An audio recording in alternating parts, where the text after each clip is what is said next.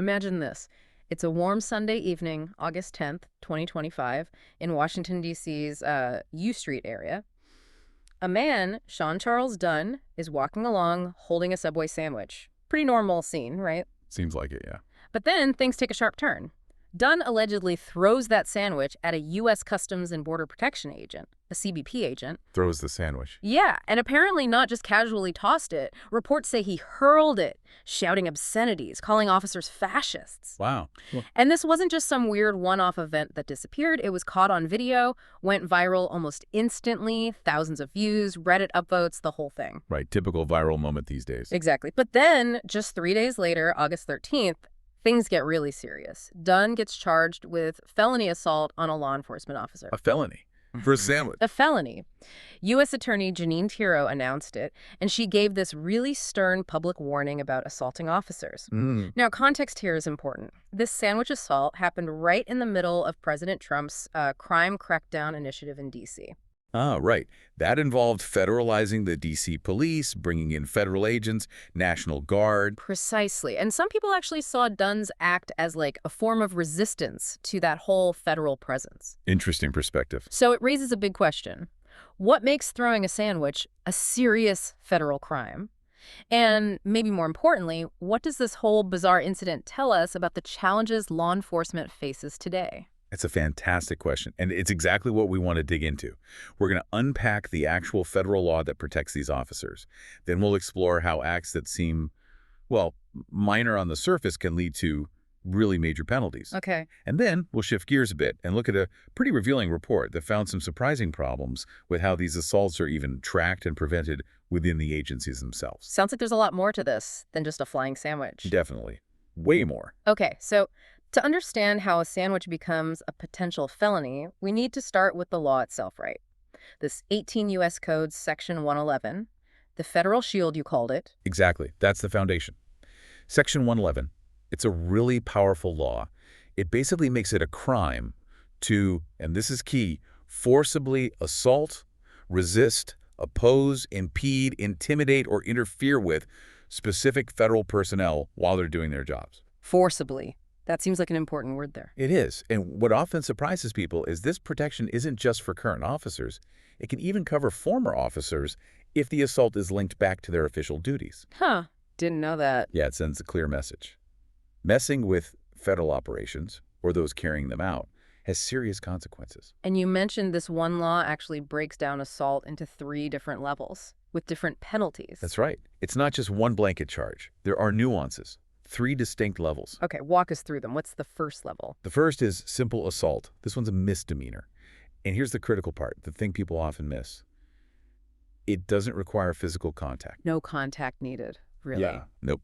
It's about forcibly impeding or interfering. So think about this. Yeah. Say you're angry during an IRS audit, and you throw a big binder of receipts to the auditor. Okay. Even if you miss, even if it doesn't hit them, that act of throwing it at them could be seen as forcibly impeding their job.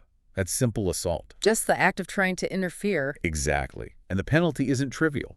Up to 1 year in federal jail and potentially a fine up to $100,000. Wow, okay. A year in jail for throwing papers that miss. That's significant. It changes how you might think about resisting or protesting, even non-violently. It definitely does. It shows how seriously the law takes any forceful obstruction of federal duties. All right, so that's simple assault. What's the next step up? Next is serious assault without a deadly weapon. Now we're talking a felony. And this category usually requires one of 2 things. Either actual physical contact with the officer or the intent to commit some other felony during the assault. Physical contact. Okay, so like actually hitting them. Right. The classic example is punching a U.S. Marshal who's trying to make an arrest. That clearly fits. And the penalty for that. This is where it gets much heavier. It's up to 8 years in federal prison, plus a fine of up to $250,000. 8 years? That's a long time. It is. And it's worth noting that 8-year maximum, it used to be 3 years. Congress increased it back in 2002. So they deliberately toughened the penalty. Why do you think that was? Well, one interpretation is it reflects a growing concern for officer safety, maybe a response to perceived increases in threats or violence against federal agents, a stronger deterrent. Makes sense. 8 years for a punch, though. It really drives home the severity. What's the highest level then? The third and most severe is serious assault with a deadly weapon. or inflicting bodily injury. Also a felony, obviously. This one covers situations where a deadly weapon is involved. And deadly weapon can be interpreted pretty broadly. It could even include a weapon that malfunctions if the intent was there. So intent matters a lot. Huge. Or this level also applies if the assault causes actual bodily injury.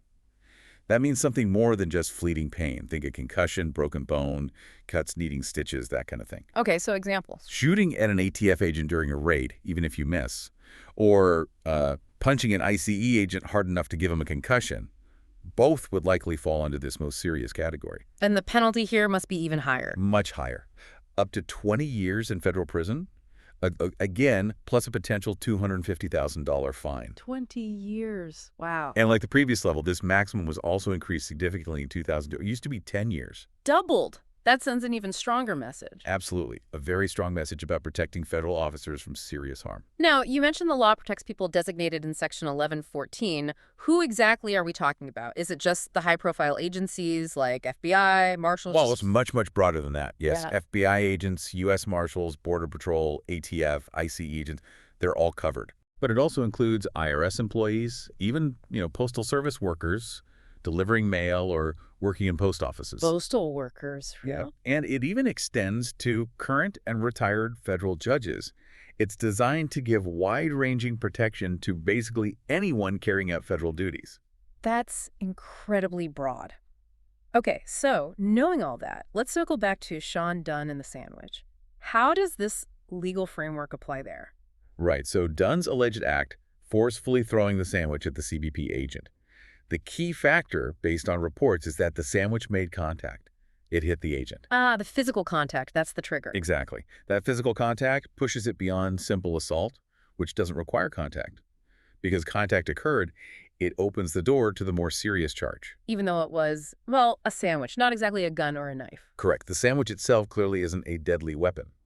But the act involved physical contact with a federal officer during their duties, so it potentially falls under serious assault without a deadly weapon. Which carries up to 8 years. Up to 8 years in federal prison, yes. Hearing 8 years and sandwich in the same context is still pretty jarring. It is. And U.S. Attorney Pirro's statement really hammered that point home. She said he thought it was funny. Well, he doesn't think it's funny today because we charged him with a felony assault on a police officer. We're going to back the police to the hilt. So there. Stick your Subway sandwich somewhere else. That's blunt. Leaves no room for doubt about their stance. Not at all. It's a very clear statement of prosecutorial intent and support for law enforcement in these situations. And thinking about the broader context, you mentioned earlier the federal crackdown, the differing views on it. Right. You had some people framing Dunn's act as resistance. You had Mayor Bowser calling the federal intervention an authoritarian push. Politics were definitely swirling around it. But you also mentioned crime statistics. Yeah, and this is important context, too.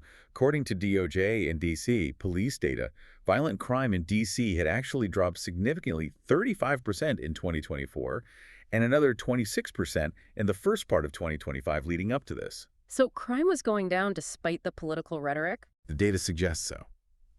But regardless of your view on the federal presence or the crime trends, the Dunn case clearly shows one thing. Even actions that seem relatively minor, when directed at federal officers, can trigger severe federal charges under this law. Zero tolerance seems to be the message. That's certainly the message being sent, yes. Okay, so the law is tough, the penalties are serious, but how well are these assaults actually being handled within the agencies? You mentioned a DHS OIG report from 2018 that found some problems. Yeah, this is where things get really interesting and maybe a bit concerning. The Department of Homeland Security's Office of Inspector General looked into assaults on CBP and ICE officers specifically. This was between fiscal years 2010 and 2017. And what prompted this review? It was basically in response to concerns raised by Congress. They wanted to know what was really going on with assaults against these frontline officers. Makes sense. So what did the OIG find? Well, the headline finding was pretty damning. They concluded that the data the agencies had on assaults was, and I quote, unreliable, and does not accurately reflect whether assaults have increased or decreased. Unreliable. So they couldn't even get a clear picture of the problem. Pretty much. Imagine trying to figure out if things are getting better or worse and your basic numbers are shaky. Can you give some examples of the data issues? Sure. For CBP, they logged over 5,000 assaults in that period, mostly against Border Patrol agents. The numbers bounced down overall from 2010 to 2017, but with a huge jump, like 46% just between 2016 and 2017. That kind of volatility suggests something's off. Exactly. And for IC, it was similar. Their older system showed about 48 assaults a year. But when they switched to a newer system called UFAID, the number suddenly went from 6 in 2016 to 30 in 2017. Big jumps like that usually mean the way data is being collected changed, not necessarily the reality on the ground. Precisely. It flags a fundamental problem with data integrity. So why was the data so bad? What was going wrong? It boiled down to a couple of major issues. First, reporting practices. The OIG found that a lot of officers just weren't using the official reporting systems. Like CBP's eStar or ICE's UFED. Right. Instead, they were using informal methods, internal memos, maybe notes in a logbook, emails, stuff that doesn't get into the central database easily, if at all. Not exactly systematic tracking. Not at all. And here's the kicker. A huge percentage of officers hadn't even heard of the official systems. 53% of ICE field personnel and 20% of CBP personnel. Wait, more than half of ICE officers didn't even know the system existed years after it was implemented? According to the OIG report, yes. That's a massive internal communication failure. It's not just sloppy record keeping, it's a lack of basic awareness of required procedures. Unbelievable. Okay, were there other reasons for the bad data? Yes. The second big issue was the definition of assault itself. It wasn't consistent.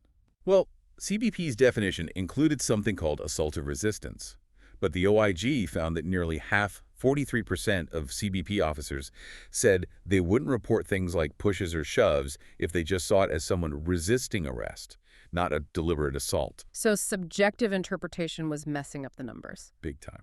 And ICE's definition, at least the older one used for much of the period, was even narrower. It led to 64% of their officers admitting they didn't report incidents unless there were major injuries. Wow. So minor assaults were just falling through the cracks entirely. Largely, yes. ICE did update its definition in 2018, but the OIG still pointed out they needed to clarify assault of resistance, especially when there wasn't clear intent to harm. Without consistent definitions, you just can't compare data accurately. So unreliable data because people weren't using the system combined with inconsistent definitions, meaning similar events were treated differently, that's a recipe for bad intelligence. Exactly. How can you allocate resources or develop strategies if you don't have a clear picture of the threat? Which leads to the next question. Training. If they can't track the problem well, how effective is the training to prevent or handle these assaults? Did the report look into that? It did, and found gaps there too. For instance, while CBP apparently requires annual refresher training on defensive tactics, the OIG found that ICE officers, quote, do not regularly receive refresher training in defensive tactics. Not regularly, so skills could get rusty. Potentially, yes. Yeah. Or they might not be learning the newest, most effective techniques. And beyond just frequency, many officers in both agencies told the OIG that training didn't happen often enough. And crucially, they wanted more scenario-based training. Like realistic simulations, not just classroom stuff. Precisely. Practicing how to react in a dynamic, unpredictable situation, which is what they face in the real world. The feedback suggested a gap between the training provided and what officers felt they needed on the ground. Okay, so we have unreliable data, inconsistent definitions, and potential training gaps. How does this all play out when someone is actually arrested for assaulting an officer? What happens with prosecutions? This is where the impact of those internal issues becomes really stark. The OIG looked at Border Patrol prosecution outcomes from 2010 to 2017. Get this. Out of over 1,500 people arrested for assaulting a federal officer, nearly 80%, 12,209 of them, were never even charged with that crime. 80%. The cases were just dropped before even getting to a prosecutor. Or charges weren't pursued for the assault itself. Of the roughly 300 who were charged, about a quarter had their charges declined by prosecutors later, and only 22% of those initially charged ended up with a conviction for assault. That's a very low conviction rate, especially considering how serious the law makes these offenses seem. Why were so many charges declined or unsuccessful? The main reasons cited were lack of serious injury or insufficient evidence. Which ties right back to the reporting problems, doesn't it? Absolutely. If minor incidents aren't reported consistently, if definitions are blurry, if evidence isn't meticulously gathered because the initial report wasn't standardized, it makes building a strong case much harder for prosecutors. And what about the sentences for those who were convicted? The average sentence was 16 months. And more than half, 58%, received sentences of 1 year or less. So even with convictions, the sentences often fell far short of those high maximums we talked about earlier. Often, yes. It raises questions about consistency and whether the system is effectively deterring assaults or holding offenders fully accountable. Especially when the internal tracking is so flawed, it could definitely be frustrating for officers. So what was the upshot? Did the OIG just point out all these flaws, or did they suggest fixes? Oh, they made specific recommendations, 8 of them, directed at CBP and ICE. They focused on fixing those core problems, improving the reporting systems and making sure people use them, clarifying the definitions of assault so everyone's on the same page, and mandating more frequent, more comprehensive, likely more scenario-based training. And did the agencies agree? For the most part, yes. The report says both CBP and ICE concurred with the recommendations and laid out plans to fix things. Things like setting up regular training just on how to use the reporting systems and increasing mandatory hours for defensive tactics and assault prevention training. So steps are being taken, hopefully. Hopefully. The intent seems to be there to address these significant shortcomings. Which brings us to the listener. Why should you care about all this?